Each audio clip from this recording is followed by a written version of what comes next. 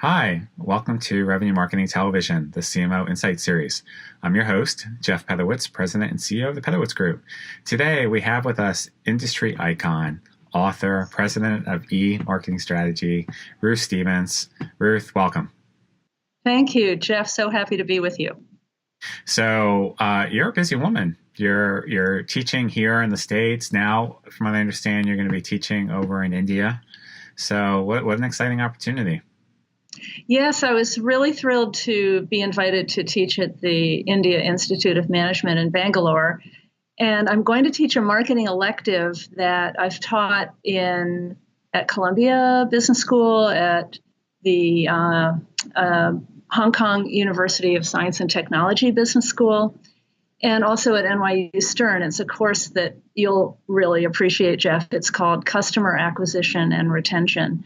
And it's really about using data to manage the customer base of a firm like a financial asset.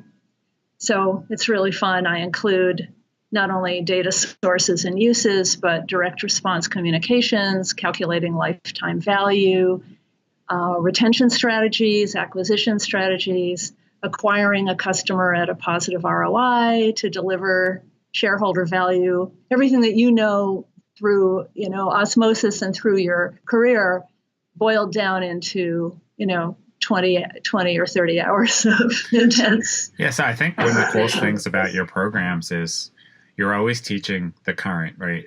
Because compared to, let's say, what a lot of college students deal with the university, they're still teaching the 4Ps. I think they probably still have the same books as maybe when I was in college. What do you do? Yeah, me too. But how do you stay current? I mean, where do you get your material from? And it must be pretty exciting but challenging, constantly developing new courses to reflect where marketing is going. Yeah, that's a great question. There are really three sources. One is I'm a consultant in my field, namely B2B marketing. So I actually have current experience. I don't actually execute much. I'm more of a strategist with my clients, but I am on the ground. And then the second source is reading, believe it or not. There is a ton available of great information online and in not only the academic environment, but mostly in the marketing trades and industry publications, I can learn a lot. And then the third, of course, is that I'm talking to people all the time. So whenever I write a new blog article, I'm usually interviewing people, finding out what they're thinking, what they're doing, and try to keep up that way.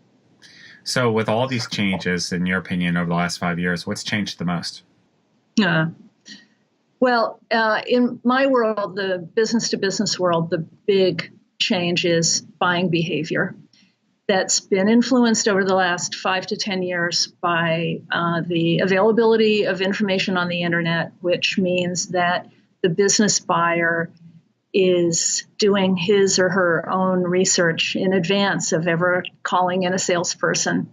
So putting that cynically, you might say that the salespeople have lost control of the relationship. Putting it positively, you would say, well, marketing needs to step in when they are doing that research and take that relationship back and not only generate it, but more likely nurture it and build it and deepen it so that when they are ready to look at a short list of vendors that, we're on that list. So marketing's role in the world of B2B marketing B2B sales and marketing has expanded, or it should expand if the company is thinking about it properly, in my opinion. But the other trend that's so interesting is that companies are getting, oddly, more and more conservative in their buying behavior. The group known as, the buying circle, the buying committee, the buying group, whatever you call it, is getting larger and slower. So this means that we have to craft relevant messaging for each member of that buying group based on that person's agenda, which might be about productivity, it might be about saving time and money, it might be about ease of use and reliability kinds of issues. But when we're trying to steer them in our direction, it's a long and complex series of communications to. It's interesting that you say that, because I think a lot of B2B marketers understand personas and buying cycle and individual content. But do you think that they understand how to put that together in the context of a buying center? I mean, I think they develop different campaigns and they go after these different personas and segments, but within the context of strategic account marketing, how well do you think they're doing at actually kind of organizing and honing it in around a specific customer? Well, this is where account-based marketing comes in, which was the buzzword in B2B last year, maybe the year before. And I was just at a conference on this subject earlier this week or last week, and was very impressed at how ABM has become a thing, and people are really embracing it and figuring out how to execute it within their sales and marketing environments. It's really become standard. And what I also recognized or appreciated is the recognition on the parts of these sales and marketing teams that you can't just abandon lead gen and the funnel and go whole hog into key account marketing, but you have to have both. But key account selling has been a fixture of B2B for decades, centuries. It's the way salespeople sell, especially in large enterprise. So developing integrated sales and marketing programs into target accounts is where you can really get that insight into the nature of the buying circle and how to contact them in a logical way instead of spray and pray, which is sort of what you were, I think, alluding to earlier. I think it's funny how things come full circle. When I started my career, that was before the internet, before email. My first job as a marketer was in catalog marketing for a bank. Mm-hmm. And, this cost a lot of money to send out even one single catalog. So you had to really know your audience. You had to get it right because it was too expensive to make a mistake. And then, of course, channels like email and other things came along, and then people just started ignoring made a us lot stupid. of traditional marketing things that that's been part of our profession for so long. So I guess it's like house styles too, right? The longer time goes on, the more things come back in vogue. Right. So direct mail is making a big comeback in account-based marketing. Yeah, it's exciting. Yeah, I mean, I think doing non-conventional marketing or contrarian marketing is just as effective a strategy, because if everybody's going left, why not go right? Whether that's doing direct mail or some other types of things. How do you think that affects just trade shows and events? I mean, which is long, of course, a staple of every B2B marketer.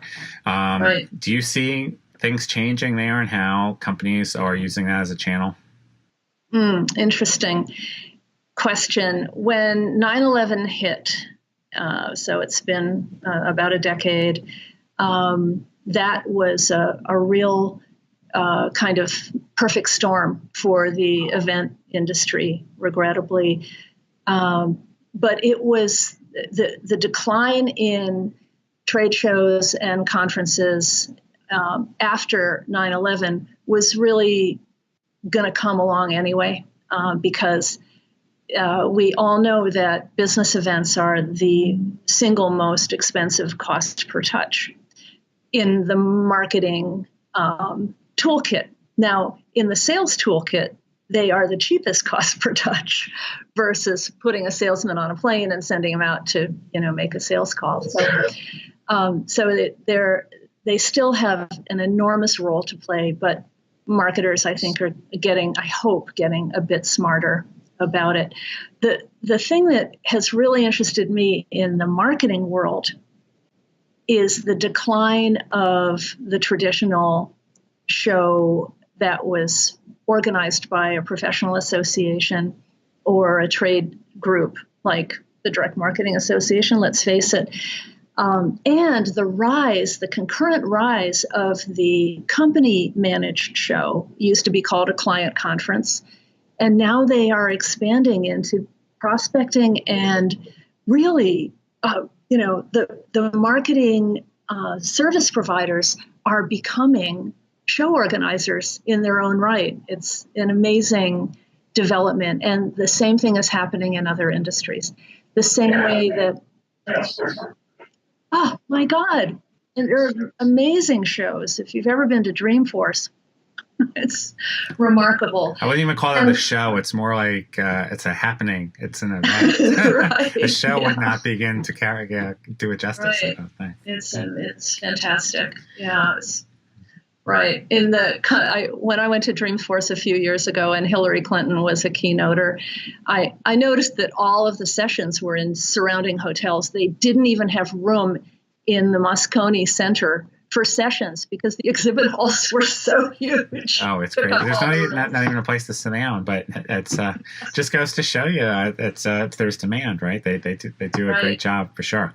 So there's a lot of marketers doing a lot of good things right.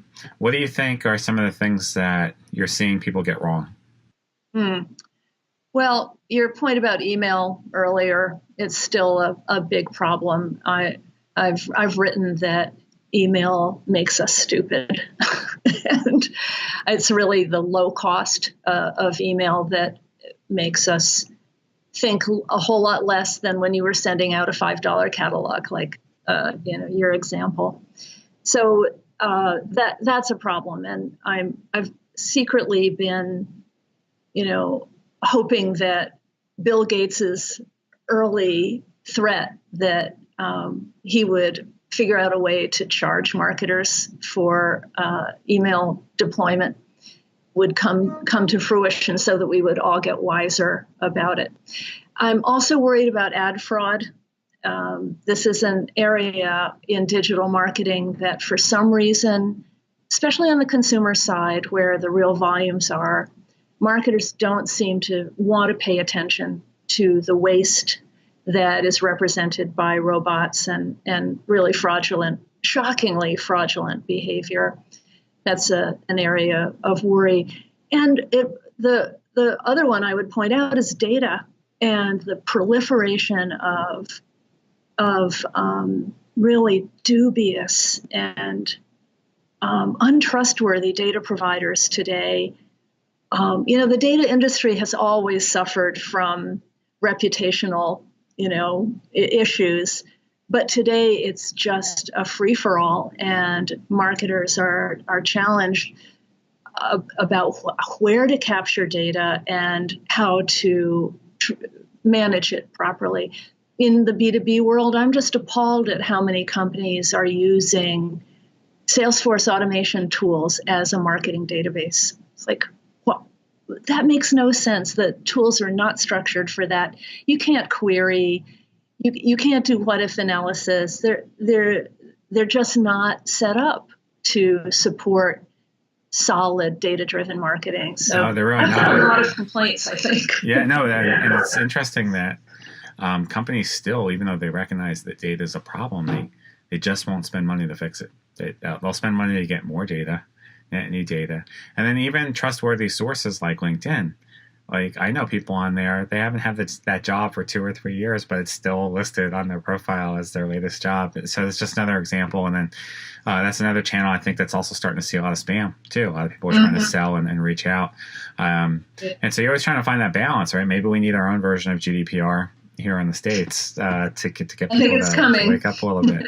Well, we need something. I mean, just because it's and we were joking about the data list providers too, because they must have got a hold of my company's domain name, because we're all getting crushed now with, I have this list for this show. I have this list for this show. And we're like, no, oh my goodness. we don't want any of that.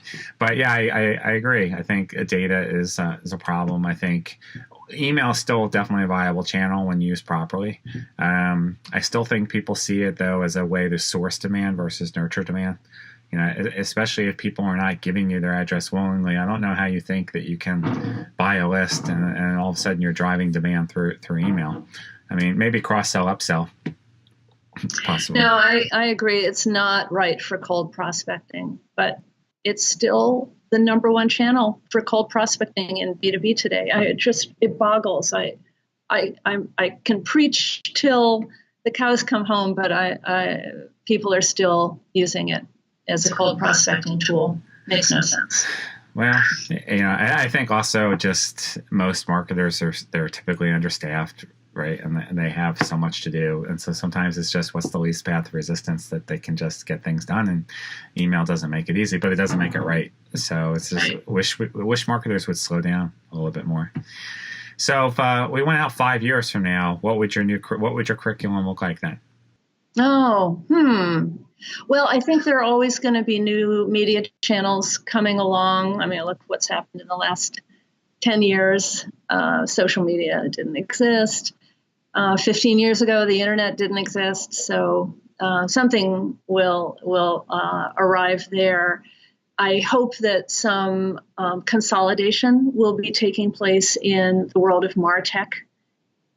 I'm sure you keep an eye on Scott Brinker's mega, fast-growing infographic, and he's now at close to 7,000 point solutions. I said last year when it was 5,000, I said, this is an industry ready for consolidation, but it hasn't happened yet. So I'm still hoping. And the other thing that really resonates with students is case analysis and case studies. So naturally, I'm hoping that marketers will still have great stories to tell, so that students will pick up the ability to think strategically about a problem and also apply that thinking to a future problem in their careers. So that's what I would say. My hope for the future. Well, I think that's a great hope. Well, you'll have to keep us posted on India, and maybe we can do part 2, and you can share your experiences. Best of luck on those trips. That country is filled with really, really clever and brilliant marketers, so I'm expecting to learn a lot over there. For 2.5 months. Wow. Yeah. That's going to be an experience for sure.